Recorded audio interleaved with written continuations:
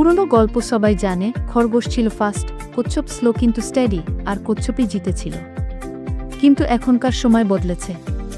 খরগোশ এখন টিকটকে ভাইরাল। সে ভিডিও বানায়, দৌড় শেখাব 1 মিনিটে। সে ভাবে, আমি তো আগেও হারিয়েছিলাম কচ্ছপকে, এখন তো আমি সুপারস্টার। অন্যদিকে কচ্ছপ এখন একদম চুপচাপ।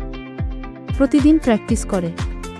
সে নতুন বাধা পার করার জন্য বুদ্ধি ও ধৈর্য রপ্ত করে। আবার রেসের দিন এল। এবার রেসের রাস্তায় আছে। এক নদী পার হওয়ার জায়গা, একটা ধোঁকাবাজ বন ভয় দেখায়, আর একটা জ্ঞানী পাখির ধাঁধা।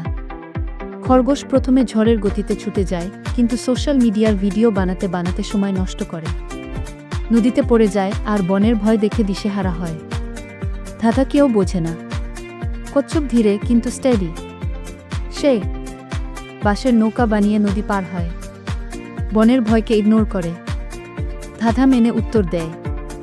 শেষে সবাই দেখে খরগোশ অনেক পেছনে আর কচ্ছপ ফিনিশ লাইনে পৌঁছেছে। খরগোশ মাথা নিচু করে বলে, আমি শুধু ফাস্ট হতে চেয়েছিলাম, কিন্তু তুমি ছিলে স্মার্ট আর স্টেডি গু।